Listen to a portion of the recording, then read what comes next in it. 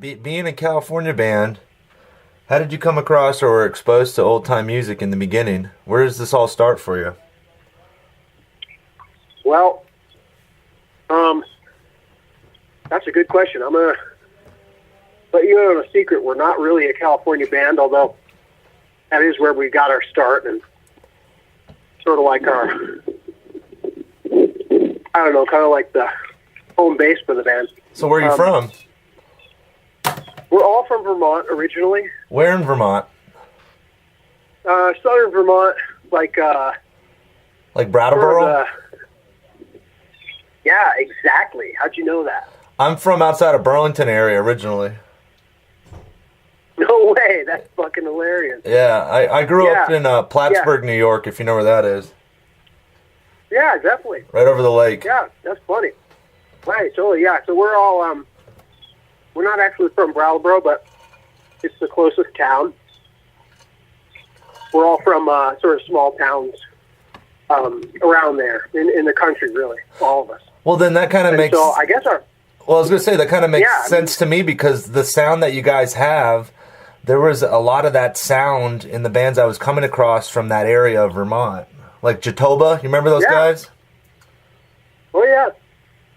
Yep, totally. They, you know, I've met some of the guys in that band, and yeah, I mean, you know, growing up, I think, like, we definitely heard a lot of folk music and old-time music, square dance bands. My dad was, you know, into folk music and sort of started me out on all that stuff. And, you know, through his record collection and whatnot. And Cooper, his mom was in a Western swing band, and his dad played harmonica, and so I think it was a lot from our families and a little bit from, you know, just the bands that were playing around when we were kids. Well, definitely the geography too. I mean, you're not too far away from all of those great port towns of New England with, you know, that kind of mariner ballad loneliness kind of thing, you know. Yeah, Irish music too. Yeah. You know, so I think it was just a combination of all those things. You know, starting mostly with our families. What did you like most about that sound? Why did it appeal to you instead of going in maybe a different direction or not even playing music? What was it about string music? Well, you know, like I said, I did come from a family of musicians. So, and they all played acoustic music. So I think part of it was just kind of like, you know, the people you look up to. Yeah.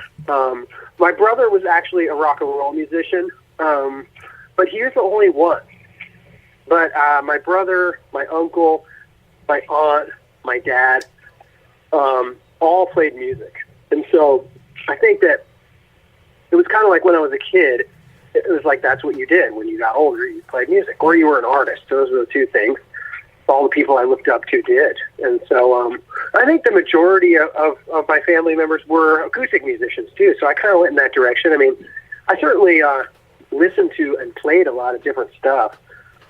But for some reason, I don't know, you know, that style of music always really just felt right to me.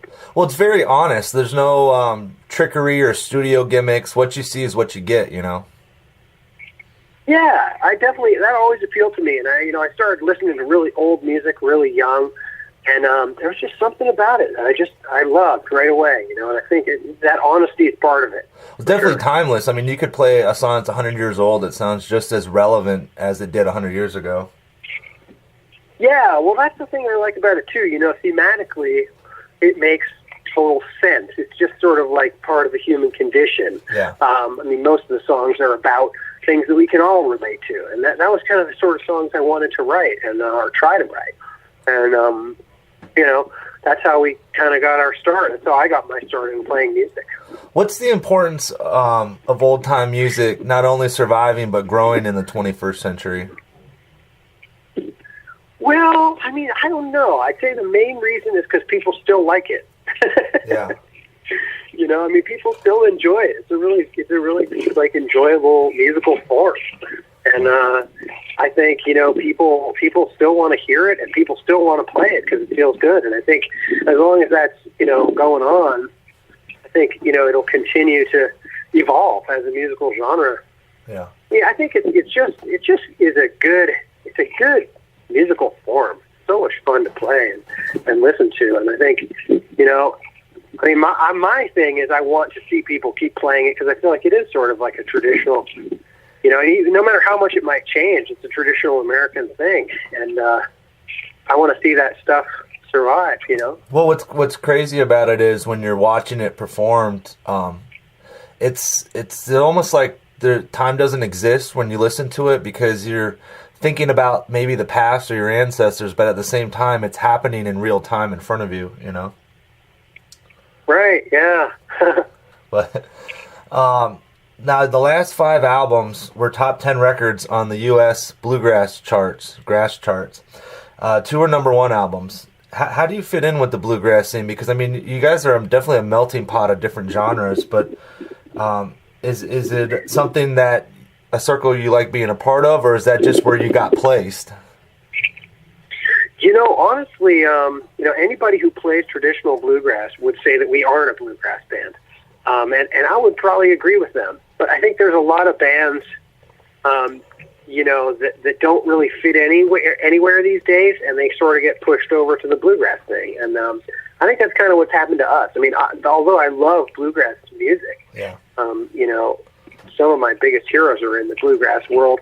But, I also really love blues music, and I really love early rock and roll. And, we take our influences from a lot of places. I love swing jazz, western swing, and Django Reinhardt. So, we are definitely not a bluegrass band, and we never have really claimed to be one. We're just playing what we liked. Well, it's funny you mention that, though, because, those... Bill Monroe started bluegrass based off of jazz and blues, Right, I know. I mean, that's the thing that's so funny about it is I don't really, I think that from what I've heard, me and Cooper have talked about this a bunch, the bluegrass when it started out was sort of like, they were sort of thumbing their nose at the whole idea of traditional music too. They were kind of saying like, hey, whatever, this is what we want to do. And this was like their form of rebellion was to kind of, mix those things up. Yeah. And I mean, it was great. And I mean, obviously, like Doc Watson and Bill Monroe, were big influences on our band, Ralph Stanley and Del McCurry and all those people. But at the same time, we didn't sort of stick just to what they were doing. We wanted to do everything that we loved.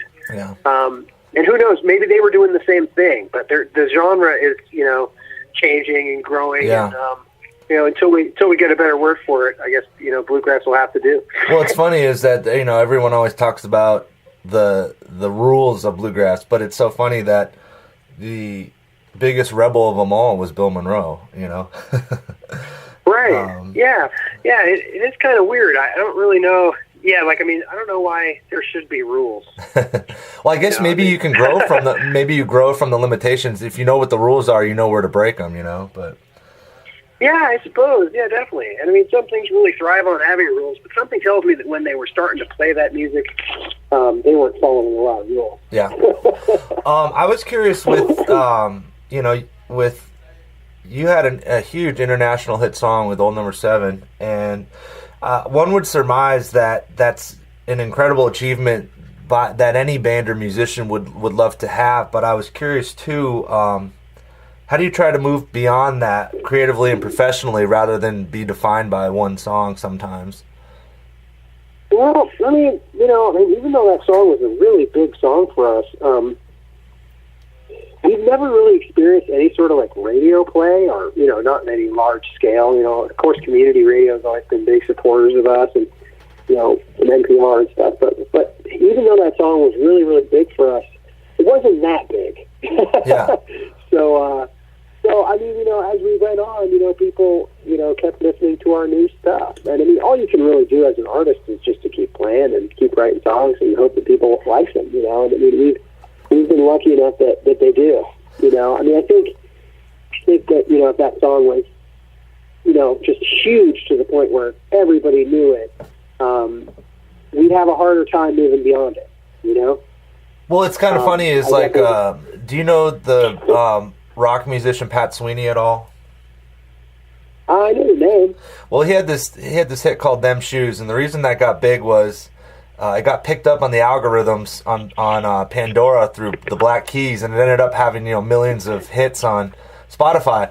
And I had asked Pat about it. I'm like, does that get bothersome after a while that every show you get a big chunk of the crowd they're only there to listen to the one song, or they keep yelling for it?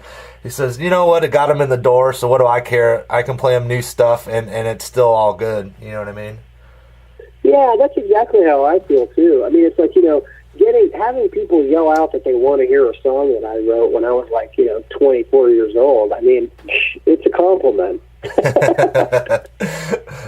You know what I mean? It's like, whatever. I mean, I'm happy to be doing what I'm doing. You know what I mean? It's like, you just keep writing new music and keep moving forward artistically, and, you hope you bring people with you. I mean, I think most bands, struggle with this, and if they don't, then they want to. Yeah. Yeah, agreed.